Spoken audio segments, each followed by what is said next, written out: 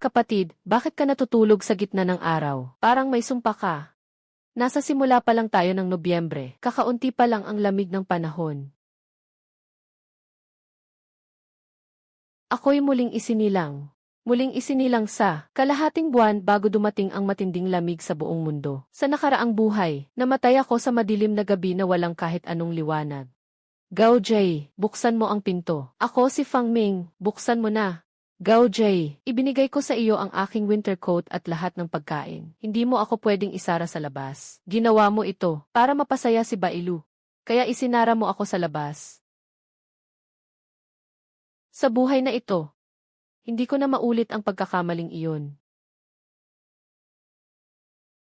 Fang Ming, nagsasalita ako, naririnig mo ba ako? Gutom na ako. Bilisan mo at magluto ka ng braised beef sa kusina. Maglagay ka ng maraming mataas na kalori na side dish. Kailangan kong samahan si Bailu sa isang party mamaya. Nakatukoy ng paparating na planetary level na malamig na sakuna. Nakasetup na ang dual hosts, mangyaring pumili sa hindi mapaparam na katawan na may mataas na init, at sa larangan ng absolute entropy.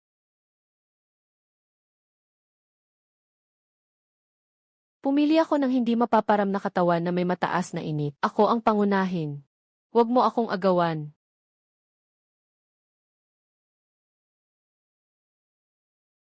Paalala, ang host na si Gao Jai ay nakatalina sa di mapapantayang mainit na katawan. Natitirang opsyon, ang larangan ng absolutong entropiya. Otomatikong nakatali sa host na si Fang Ming. Haha, naging ako na.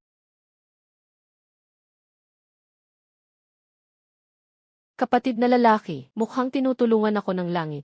Yung tinatawag na entropy stop field. Parang isang patay na lawa lang. Walang silbi. Sa nalalapit na katapusan kung saan mamamatay na tayo sa lamig. Ang aking mataas na lagnat na katawan ay isang himala. Lahat ng pamilya ni Bailu ay ituturing akong tanging tagapagligtas. Kung gusto mo talaga, sana'y magtagumpay ka. Pwede ka nang lumipat mula sa bahay ko ngayon. Akala mo ba'y interesado akong manatili sa pangit mong apartment? Hanggang sa dumating ang matinding cold snap, maghintay ka lang dyan sa iyong pangit mong teritoryo at maghintay ng kamatayan. Kahit pa man yumuko ka at humingi ng kaunting init sa akin, hindi pa rin kita titignan kahit kailan. Na-delete na ang fingerprint, na-delete na ang facial recognition, nakumpleto na ang pisikal na pagsasara. Walang kaalam-alam si Gao Ji kung ano ang tunay na mga batas ng pisika. Ang tinatawag na walang kamatayang mataas na init ay hindi higit pa sa napakalakas na pagpapabilis ng metabolismo ng enerhiya ng kanyang mga selula. Sa ilalim ng kondisyon na walang sapat na mataas na caloric na pagkain. Nakatawan, mabilis na magiging isang sukdulang butas na sumisipsip ng buhay ng host. Ding! Ang larangan ng ganap na entropy ay matagumpay na activate. Kasalukuyang saklaw ng ligtas na tahanan. Malawak na apartment sa pangalan ng host. Nakalock ang paunang estado ng kapaligiran sa temperatura na 24 degrees Celsius. Nakaon ang mga pangunahing karagdagang function. Tahimik na dimensyon ng imbakan. Ano ang mga patakaran ng imbakan na ito? Pahiwatig, anumang bagay na ilalagay sa imbakan. Ang paggalaw ng mga microscopic na molekula ay mahuhulog sa ganap na tahimik na estado. Temperatura ng bagay, sariwang estado, struktura ng pisika. Mananatiling nakalok ito sa sandaling ipinasok. Kailanman ay hindi masisira, hindi malamig, hindi malamig. Ipinapakita ba nito na ako ay may pinakamainam na estratehikong suporta sa logistics sa mundo? Kailangan nang tingnan ito agad, lahat ng aking likidong pondo at limitasyon sa mortgage. Hatiin. 2 oras 33 minuto siyam. 3 oras 35 minuto siyam 0.303. Kalahating buwan na doble ang sahod. Papalitan ang lahat ng panloob na pader ng aking apartment ng seamless vacuum insulation panels. Lahat ng bintana, palitan ng 3 layer na vacuum-tempered glass na anti-pressure at explosion-proof. Pinto ng tahanan, palitan ng heavy-duty na alloy door na anti-theft na pangbangko.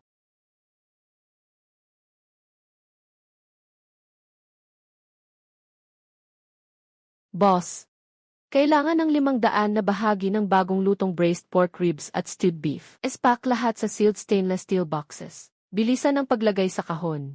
Ang bagong lutong lechon at inihaw na binti ng baboy ng boss. Kung gaano karami ang kailangan, ibibigay ko. Kapag tapos na, diretso na akong magmamaneho para kunin. Agad i-off ang oven. Hello, matibay na dehydrate na dry goods. Generator na walang ingay sa loob ng kwarto. Maliit na hydroponic na may masusing nutrisyon. Iba't ibang uri ng mataas na ani na buto ng gulay. Lahat ay ipinadala sa bodega sa labas ng bayan.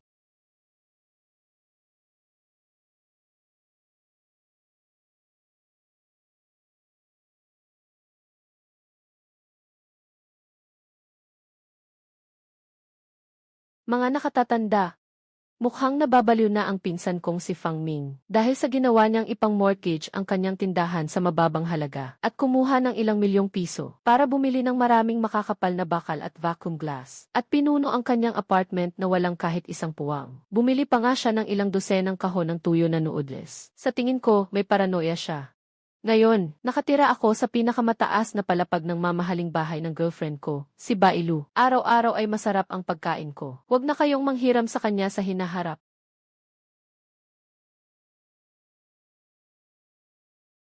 Gamit ko ang sarili kong pera. Hindi karapat-dapat na may ibang tao na magdikta sa akin. Gao Jay, dahil napaka-abilidad mo. Hintayin mong magbago ang panahon sa mga susunod na araw. Mas mabuti pang mamatay ka sa bahay ng Bai. Heart. Huwag kang lumapit sa akin.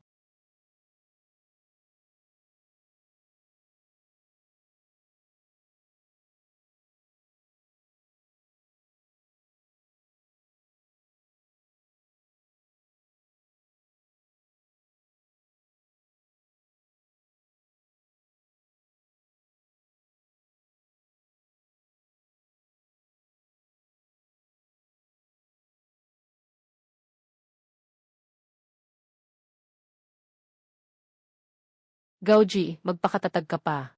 Bakit ang lamig pa rin sa loob? Siksiyaw Gao, hindi ka ba nagsabi ilang araw na ang nakalipas na isa kang naglalakad na pugon? Bakit ngayon, kahit ang sala ay hindi mo mapainit?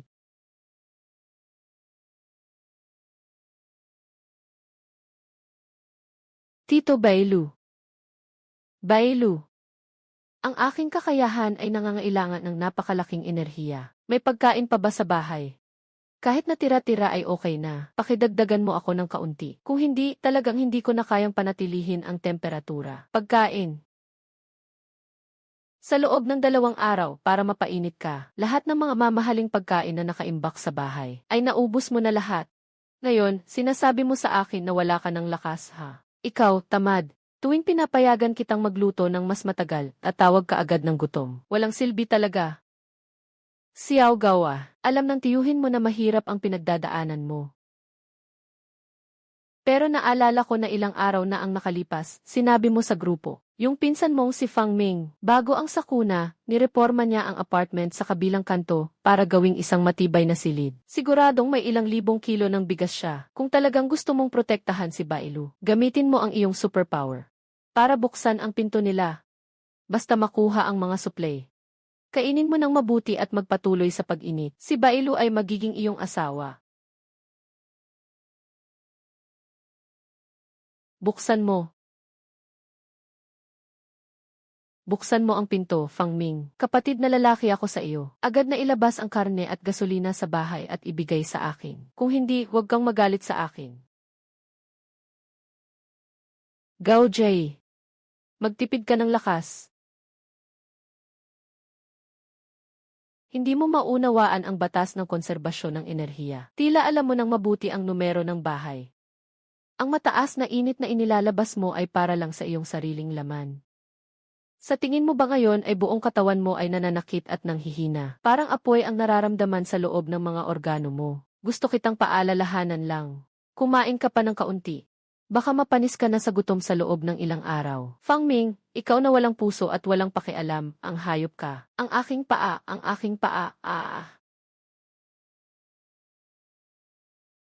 Tatay, malapit na akong mamatay sa lamig. Si Gaoji, ang basurang ito. Ngayon, hindi na kayang magbigay ng kahit kaunting init. Isa siyang vampira. Kinuha lang ang ating mga pagkain.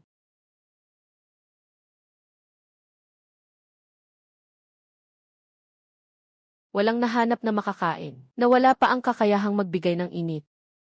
Iwanan na lang siya. Magpapatuloy lang siyang mag-aksaya ng natitirang inuming tubig natin.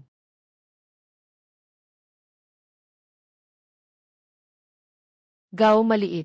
Ang matandang siwang sa ikatlong palapag sa ibaba ay namatay sa lamig noong nakaraang araw. Siguradong may mga natitirang tuyong pagkain sa bahay niya. Hindi ka ba nagsasabi na hindi ka natatakot sa lamig? Ngayon, akyat ka sa bintana at pumasok sa bahay. Hanapin mo kung may makain. Kung wala, huwag ka nang bumalik. Tatay, talagang wala na akong lakas. Ang hangin at nyebe sa labas ay pwedeng magdala sa akin pababa. Huwag nang mag-aksaya ng salita. Kung hindi ka magtatrabaho, umalis ka na.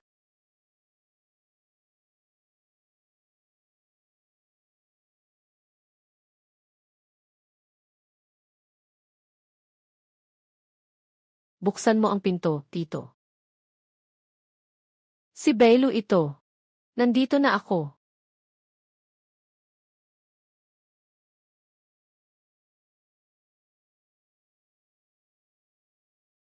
Gauji, nakahanap ka na ba ng makakain? Nakabalik ka ba ng pagkain? Wala. Matagal nang walang tao sa ibaba. Buksan mo na ang pinto at papasukin mo ako. Hindi na ako nilalagnat. Malapit na akong magyelo.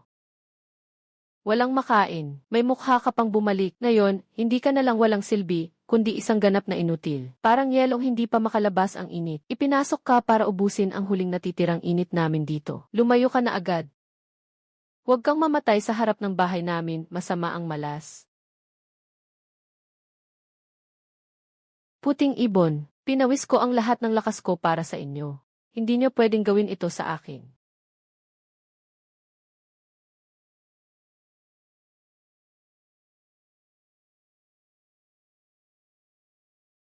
Huwag mong pilitin ang moral na pananakot. Iyan ay voluntaryo mo. Iyan ang presyo para makasama ka sa aming pamilya. Ngayon, wala ka ng silbi. Tapos na ang kasunduan.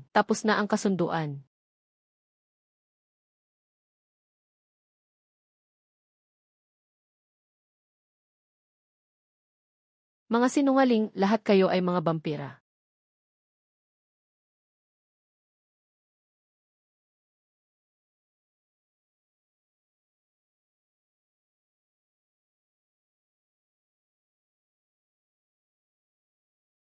Pinsan, Fang Ming. Alam kong nandyan ka sa loob. Nagkamali ako. Alam ko talagang nagkamali ako. Hindi ko dapat kinuha ang sistemang nagpapainit. Hindi ko dapat pinaniwalaan ang mga vampira sa pamilya Bai. Pakiusap sa ngalan ng ating dugo. Bigyan mo ako ng mainit na sabaw. Sinasalita ko, sa hinaharap, magiging alipin ako para sa iyo.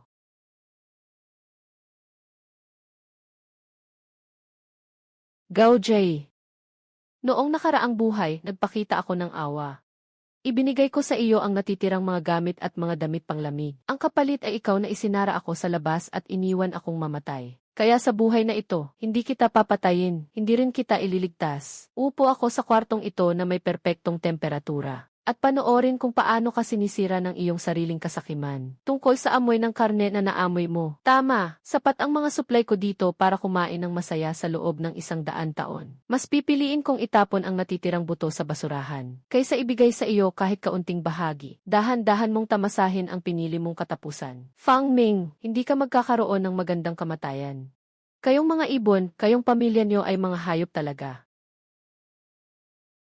Mga kapitbahay sa itaas, ako ay nasa ika-4 na palapag. Makinig kayo sa akin. Si Fang Ming sa kwarto, 402 sa ika-4 na palapag. May bahay sila na puno ng mga pagkain. May bigas, may pansit, at may generator at electric heater. Nagmamalupit na kami sa gutom. Hindi lang siya nagmamasid habang may nangyayari, kundi araw-araw ay kumakain siya ng masasarap sa loob ng bahay. Tara na, magpukpok tayo ng pinto. Kung hindi pa kayo darating, sabay-sabay na tayong mamamatay sa gutom. Sapat na ang mga supply sa bahay niya para sa lahat ng tao, sa ating palapag sa loob ng 1 taon.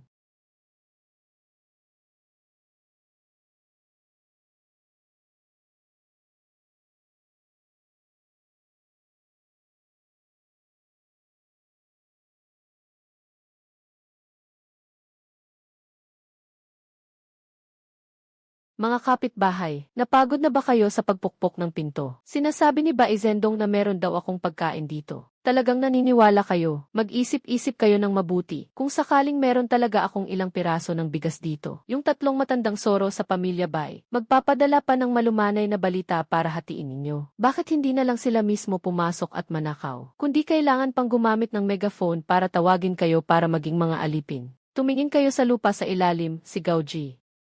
Isa siyang may kakayahang magbigay ng init. Ilang araw na ang nakalipas, itinuturing siya ng pamilyang Bai na parang buhay na Diyos. Ngayon, ano na, naubos na ang kanyang calories, naubos na ang kanyang halaga, at itinapon siya ng pamilyang Bai na parang basura. Itinapon siya sa pasilyo, mabuhay at mamatay ng mag-isa. Hindi kayang suportahan ng pamilyang Bai ang kanilang magiging manugang na makakapagligtas sa buhay. Nakatitig lang sila habang siya ay bumabagsak sa labas ng pinto. Paano sila magkakaroon ng magandang loob na ibahagi ang mga supply sa inyo? Sila'y nagugutom lamang. Wala na silang lakas para makatayo. Kaya't nagimbento sila ng kasinungalingan na ito. Nais nilang gamitin ang natitirang lakas ninyo para basagin ang aking pinto. Hintayin kayong magkasakitan. Saka sila maghihintay ng pagkakataon. Ginagamit kayo ng iba at nagtratrabaho pa rin dito. Hindi ba ito nakakalungkot? Sabi ko na nga ba, si Bai Zhendong. Sa araw-araw, kahit sibuyas ay ayaw ibigay sa kapitbahay. Bakit ngayon ang laki ng puso? Itong matandang walang kamatayang ito, nagkaroon ng lakas ng loob na gawing tanga ang lolo ko, na nagdulot sa akin, na sayangin ang napakaraming lakas at init. Tandang aso, lumabas ka dito. Ikaw, mapanlin lang at masamang hayop, maging ganito ang lakas ng loob na lokohin kami. Sama-sama tayong basagin ang kanilang pintuan. Kunin ang natitirang kaunting damit at tubig nila.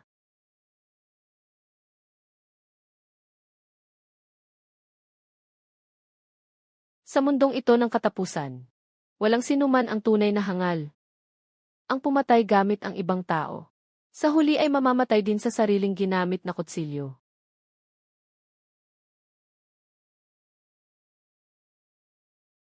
Mabilis, ang ikaapat na palapag ay isang matinding lugar ng sakuna. Maghanda ng mga kagamitan para sa pagbukas ng pinto at mga medikal na kagamitang pang-emergency. Kapitan, ang taong ito ay labis nang nanghihina ang mga kalamnan sa kanyang mga braso at binti. Ang dulo ng mga kalamnan at tissue ay tuluyang namatay. Kahit na napakaliit na ang tibok ng puso at buhay pa. Pero kapag dinala sa ospital sa likod, kailangan na ring mag-high level na amputasyon. Yung batang ito, sa susunod na buhay, magpapalakad na lang siya sa wheelchair bilang isang inutil.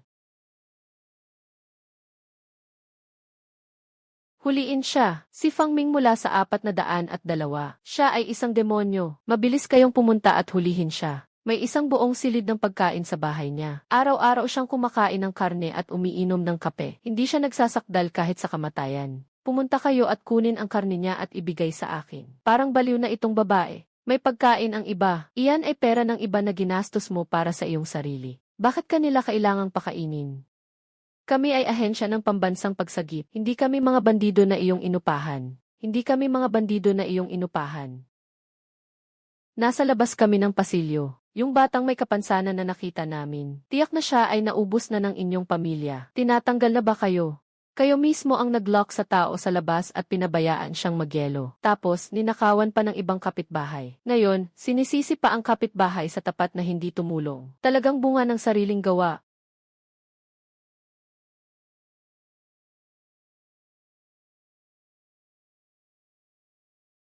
Magandang araw, may tao ba? Kami po ang National Rescue Team. Tapos na ang sakuna. Pakiusap, buksan ang pinto at makipagtulungan sa pagpaparehistro. Mga kasama, salamat sa inyong pagsisikap. Siguradong malamig sa labas, di ba? Subukan nyo ang prutas. Magdagdag ng kaunting bitamina. Kamangha-manghang kasama. Talagang nakakamangha ang inyong mga kondisyon sa pamumuhay. Mukhang naghanda kayo para sa sakunang ito. Nagawa ang napakakumpletong paghahanda. Nakita kayong ligtas. Kaya't kami ay nakahinga ng maluwag. Mag-ingat sa mga panganib, iyon lang. Sa kabila ng lahat. Maliban sa bansa, sarili lamang ang pinakamaasahan, hindi ba? Dahil natapos na ang sakuna, hindi ko na kailangan ng espesyal na tulong. Ibigay na lang ang mga yaman sa mga tunay na nangangailangan. Kayo po ay nagsika, paalam sa mundong ito. May mga taong ginagalingan pa ang kanilang mga baraha. Sa huli, sila ang nagsisisi. Pero may mga tao na sa pamamagitan ng matinding katwiran at kalinawan, matatag na pinipilit na gawing impyerno. Naging parang sariling langit ko na. Ang pagtataksil noong nakaraang buhay, lahat ng kahihiyan at hindi pagkakaintindihan. Lahat ay nalinis sa gitna ng napakalakas na bagyo, na para bang nililinis at nililinis hanggang sa maging malinis. Sa bagong mundong ito na may walang hanggang temperatura, ang perpektong buhay na pag-aari ni Guming. Kaka-start pa lang.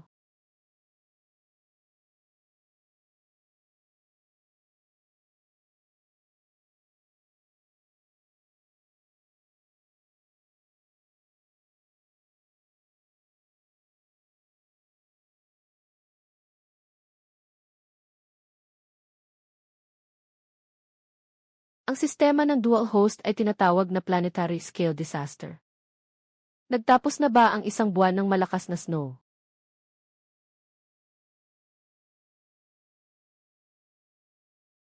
Na-detect ang ganap na pagkasira ng planetary scale climate system. Ikalawang yugto ng planetary scale disaster. Siglo ng pagkulo at ang malaking baha ng pagwawasak. Countdown, 72 oras. Paunawa ng sistema, dahil sa sobrang pag-ipon ng yelo na dulot ng matinding lamig sa simula. Ang epekto ng greenhouse sa mundo ay nagbabalik ng matinding pagsabog. Inaasahang pagkatapos ng 72 oras. Ang average na temperatura sa ibabaw ng lupa ay lalampas sa 60 degrees Celsius. Ang mga yelo sa polar na rehiyon ay ganap na matutunaw. Inaasahang tataas ang antas ng dagat sa buong mundo. Sa panahong iyon, ang super pagbaha ay lulunok sa lahat ng lugar na nasa ilalim ng 50 metro. Sistema. Ang aking ganap na entropy na nakatigil na larangan. Maaari bang labanan ang panlabas na presyon ng tubig at mataas na temperatura? Tanda ng ganap na entropy na nakatigil na larangan. Nailagay na ang mga pader ng bahay sa ilalim ng pangalan ng host. Nailagay na ang mga pader ng bahay sa ilalim ng pangalan ng host. Isinama ang mga haligi ng suporta sa saklaw ng pisikal na estado na nakalock hanggang hindi naubos ang enerhiya ng larangan. Ang iyong bahay ay parang isang ganap na matibay na kuta ng madilim na materyal. Baliwalain ang anumang mataas na temperatura, mataas na presyon at pisikal na epekto mula sa labas. Kahit na gumuho ang buong gusali, mananatiling buo at hindi nasisira ang silid 402 bilang isang independenteng unit. Sapat na iyon. Sapat na iyon. Sa anumang kaso, mayroon akong hindi mabilang na sariwang pagkain na nakalock mula sa mataas na kapatagan. Libo-libong bariles ng purong mineral na tubig at marami pang mga makina ng yelo at mga panustos para sa pagpapalamig. Malapit nang maging isang nagbabagang pugon at isang dagat ang labas. At ang aking 24 degree na temperatura na tahanan ay magiging huli sa planeta at ang pinakamatamis na Eden. Mainit. Mainit na mainit. May tubig ba? May tubig ba? Bakit?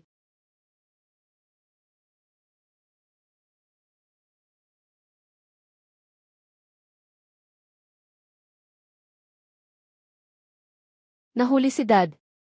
Nawala rin ang mga ari-arian.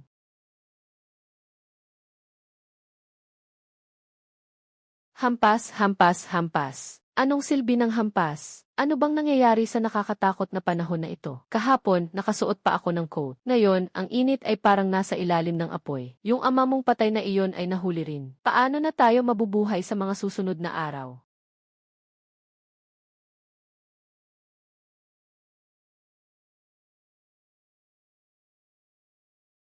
Huwag mo akong pag-usapan siya.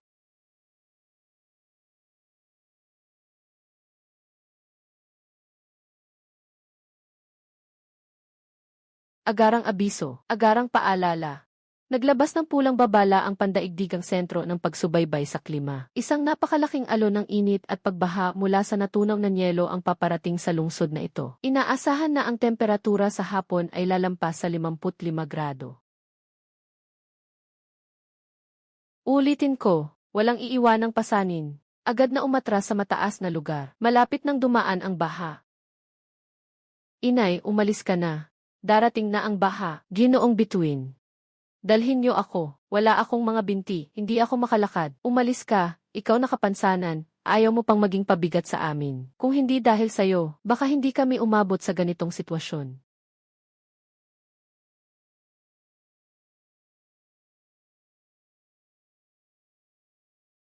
Huwag niyo akong iiwan. Kapatid na lalaki. Fang Ming, tulungan mo ako.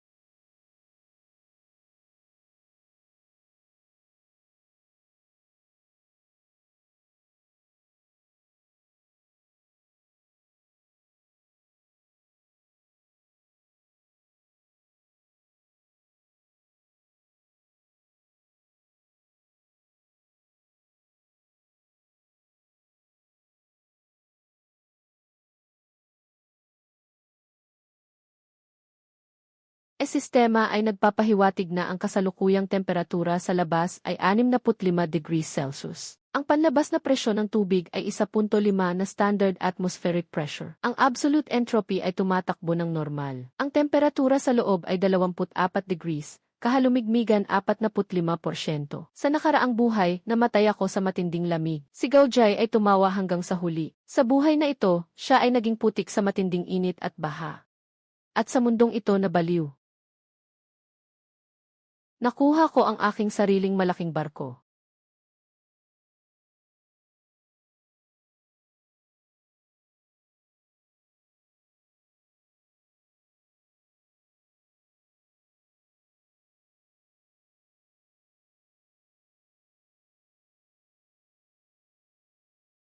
Na-detect ang pinakamataas na antas ng alerto ng sistema. Ang pundasyon ng gusali kung saan naroroon ang host ay tuluyang nabasa at nawasak ng matinding init at baha. Ang pangunahing estruktura ng gusali ay nagsisimula ng mangyari ang hindi na maibabalik na pagbagsak. Ang pasibong depensa sa larangan ng mga pangmatagalang kalakal ay nag-trigger na ng sistema ng paalala dahil sa pagguho ng gusali. Ang silid 402 ay isasagawa ayon sa mga batas ng pisika para sa modular na paghiwalay ng espasyo. Ang mga estruktura ng pader at kisam sa larangan ay nasa ganap na nakalakip na estado. Hindi maapektuhan ng anumang panlabas na pagkasira. Napinutol ang koneksyon sa panlabas na gusali. Natapos na ang paghiwalay.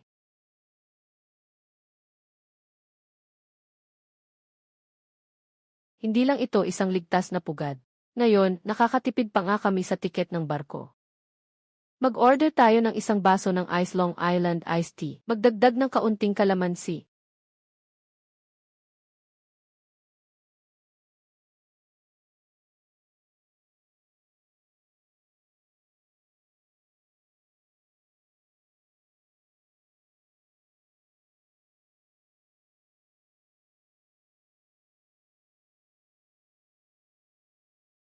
Boss, may nakita kaming kakaibang bagay sa direksyon ng 1:00 oras. Oh,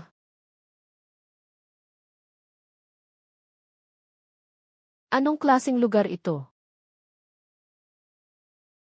Isang buong bahay na kasing laki ng silong ng depensa ang lumulutang sa tubig. Itong salamin na pangbomba, itong pinto ang haluang metal. Siguradong puno ito ng napakaraming supply.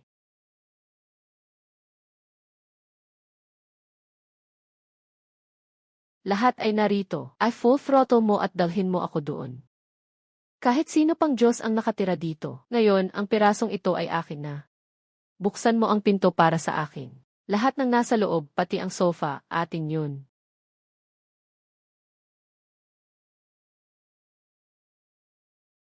Sistema ng alarma. Nakita ng sistema ng alarma na may hindi kilalang barko na papalapit at may malinaw na pagkamalisyos.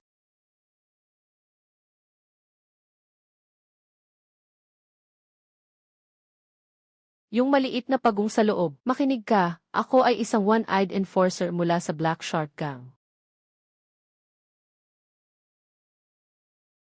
Ha! Kung ayaw mong mamatay, buksan mo agad ang pinto. Ibigay mo lahat ng malinis na tubig at pagkain. Kung hindi, kapag binuksan ko ang pintong ito, itatapon kita sa basurang dagat na ito. Lutuin ka at pakainin sa mga isda.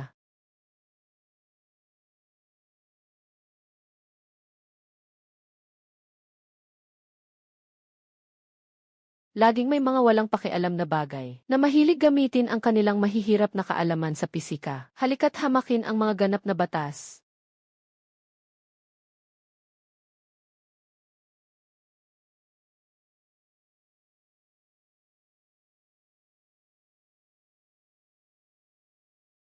Boss, may multo dito sa pinto.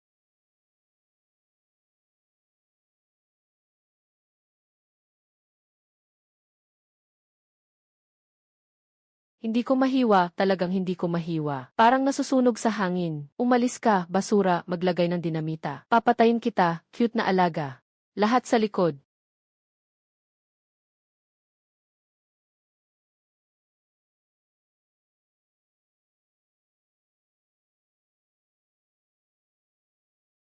Ha ha ha ha.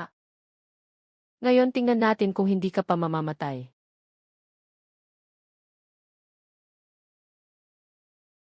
Ito, hindi maaaring mangyari. Ito ay tiyak na hindi maaaring mangyari.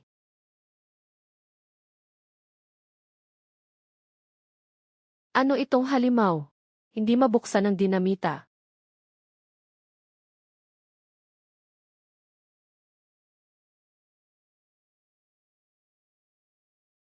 Isang mata lang, di ba? Masaya ka ba sa pagsabog? Medyo mababa ang kalidad ng dinamita na ginamit mo. Hindi lang nabasag ang pintuan. Nadumihan pa ang aking panlabas na pader. Pero ayos lang. Malapit nang linisin ito ng lugar na ito. Ano ka ba talaga? Ako lang ay isang taong nagtatamasa ng buhay sa katapusan ng mundo. Pero malapit na kayong mamatay.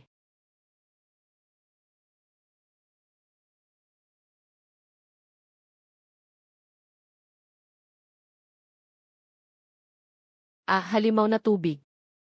May halimaw sa tubig, tulungan mo ako, boss.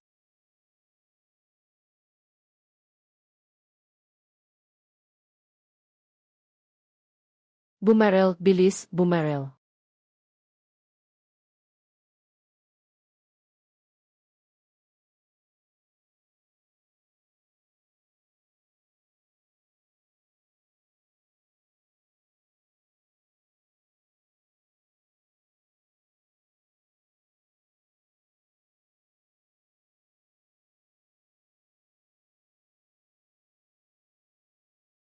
Sa harap ng mga alituntunin, lahat ng karahasan ay walang kabuluhan.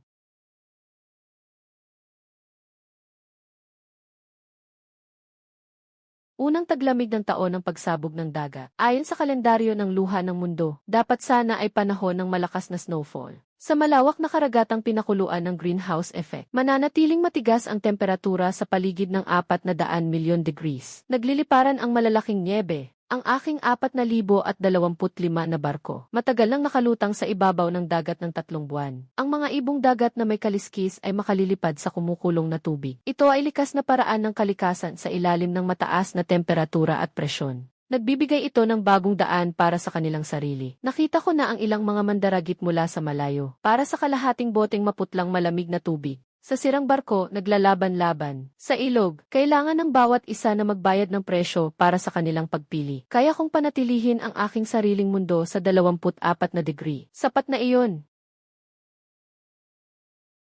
Maayos naman ang takbo ng buhay. Pero araw-araw na lang na sumusunod sa agos, hindi mo man lang mapili ang tanawin. Medyo nakakainip na nga.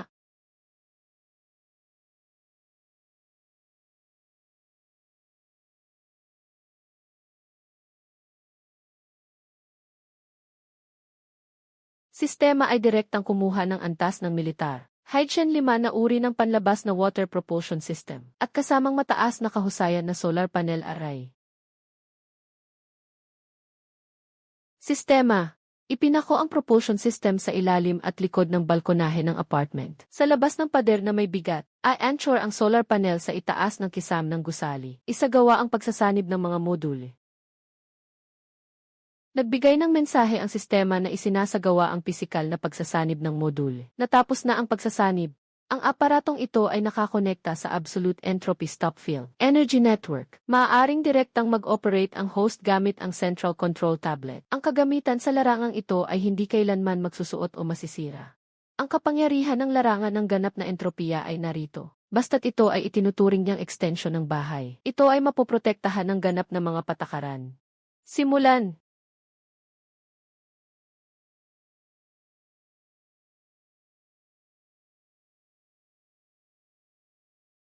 Dito mo mararamdaman ang pakiramdam ng bakasyon.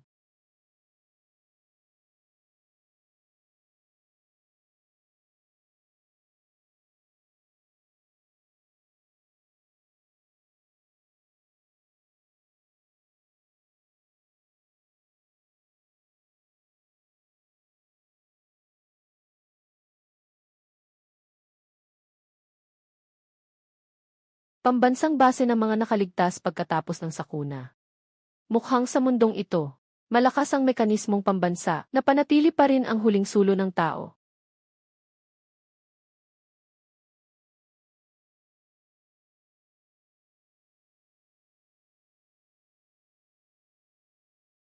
Pakitandaan ang mga hindi kilalang lumulutang na bagay sa unahan. Agad na ihinto ang makina.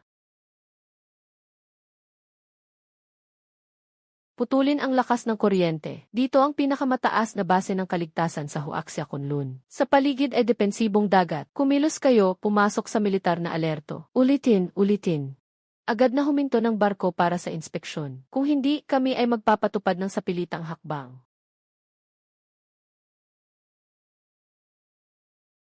Ano ito?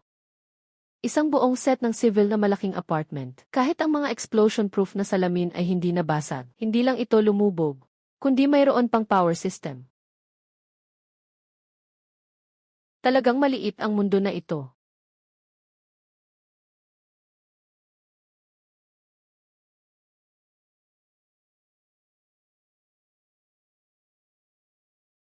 Captain Zhang, matagal na tayong hindi nagkita. Mahigit 1 taon na ang nakalipas nang kumatok ka sa aking pinto sa gitna ng malakas na snow. Bakit ngayon may baha na? Kumatok ka na naman sa aking pinto.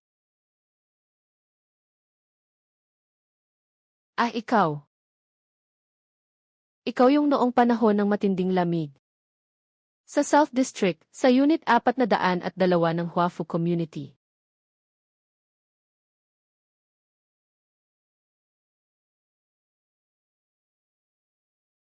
Ginoong Fang, ano ba talaga ito? Isang paraan lang ito para sa sariling proteksyon.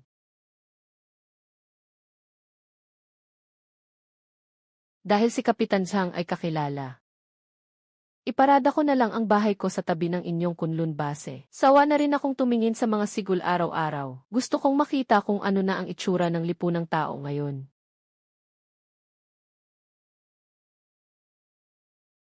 Siyempre, maaari. Kung ito ang inyong arko. Sa tingin ko, kami ang pinakamataas na komandante ng base. Tiyak na sobrang sabik na makipagkita sa iyo.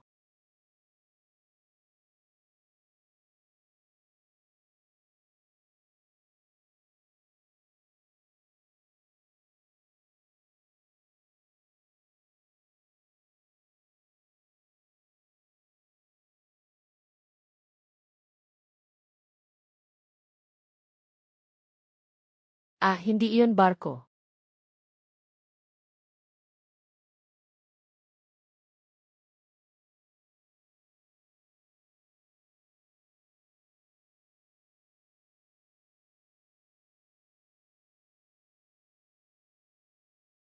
Nabulag ba ako? Sigurong isang ilusyon lang iyon.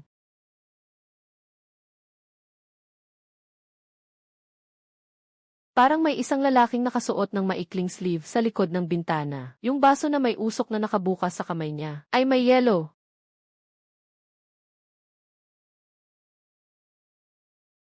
Ano ba talaga ang nangyayari kay Guoqiang?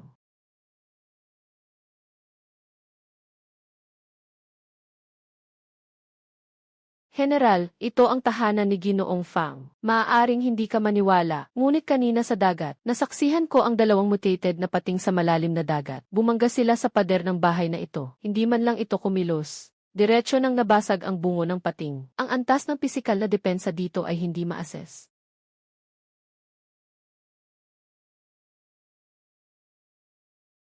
General, pumasok ka at umupo. Masyadong mainit ang makipag-usap sa labas.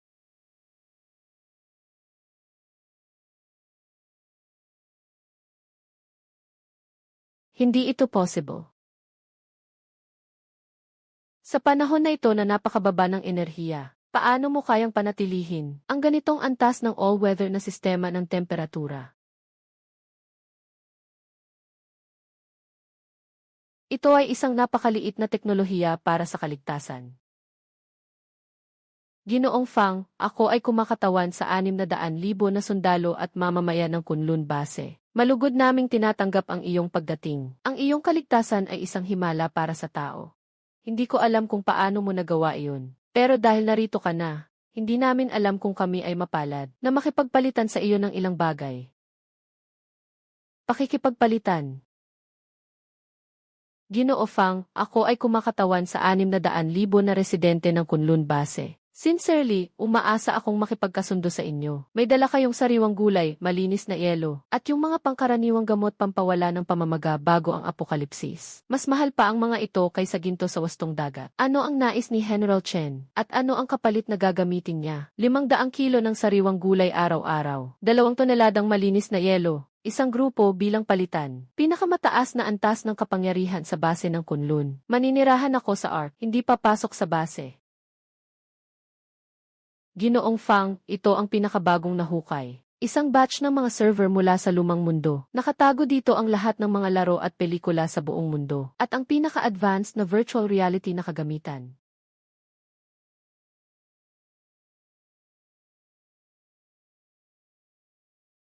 Ginoong Fang, ito ay sobrang kumikinang na kristal na nakuha mula sa mutated na medusa. Hindi lamang ito kumikislap sa gabi, kundi mayroon din itong bahagyang pampakalma.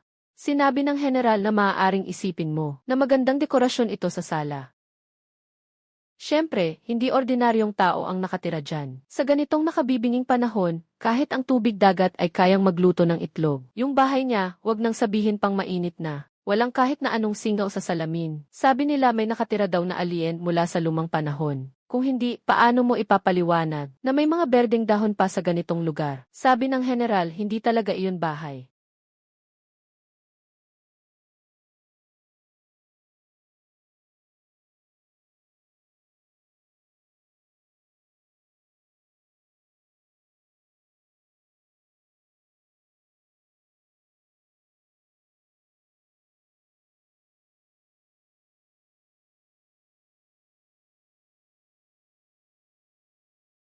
Pinakamataas na antas ng alerto ng sistema. Sa planetang Sakuna, ikatlong yugto, ang unti-unting paggaling ng lupa at ang matinding pagbabago sa kailaliman ay dumating na sa buong mundo. Magkakaroon ng sunod-sunod na pagsabog mula sa mga bulkan sa ilalim ng dagat. Kasabay nito, ang mga sinaunang kalaliman na matagal nang naapektuhan ng matinding init at radiation, ay ganap nang na-unlock ang mga jin.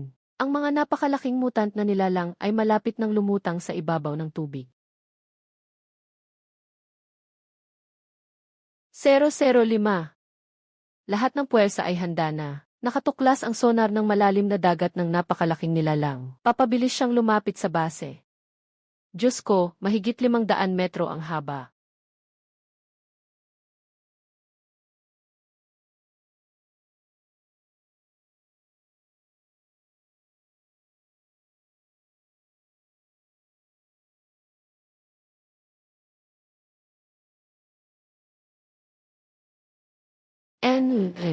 Fang, tumakas ka na.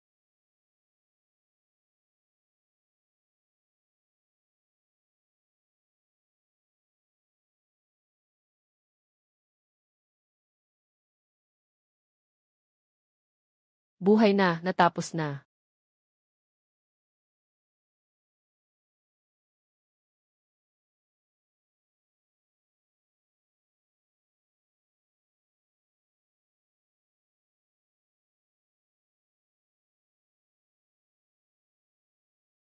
Oh,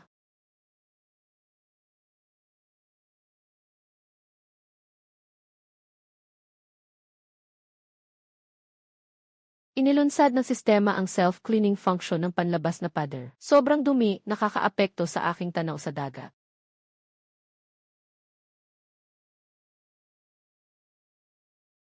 Isang taon na. Sobrang lamig, sobrang init, sobrang pagbabago. Sa wakas, tahimik na ang planetang ito.